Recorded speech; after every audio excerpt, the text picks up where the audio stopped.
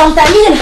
ايه يا حبيبتي مالك؟ انا مروحه بيت بابا، ما اقدرش اقعد هنا بعد النهارده. ليه يا بنتي كفالة الشر؟ تعرفي لو خرجتي من باب البيت مش هتخشيه تاني، سامعه؟ مش مهم. الله، ايه بس يا سعاد يا بنتي حصل ايه؟ ما اعرفش، انا مروحه على بيت بابا. هو سامي مزعلك في حاجه يا بنتي؟ اساليه هو، ما تسالينيش انا. طب بس هدي نفسك، تعالي اقعدي جنبي هنا. الدنيا ليه؟ ربنا يهديك يا بنت. تعالى يا سامي تعالى. نعم يا ماما، نعم. ايه الحكايه؟ الست حامل. يا الف نهار ابيض. لا الحكايه مش كده. وحامل من امتى يا حبيبتي؟ الحكايه ان سامي بدا يطول لسانه عليا وانا ما خدتش على كده.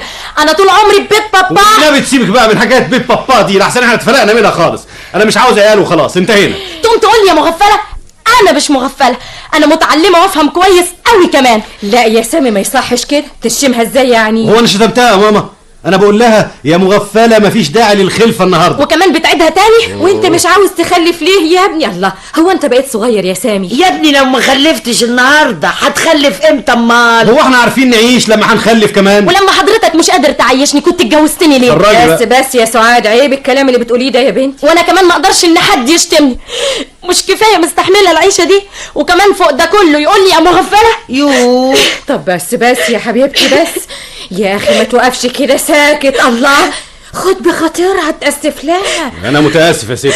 بص راسها يا ابني، راضيها. وادي راسك كمان. لا اوعى، مش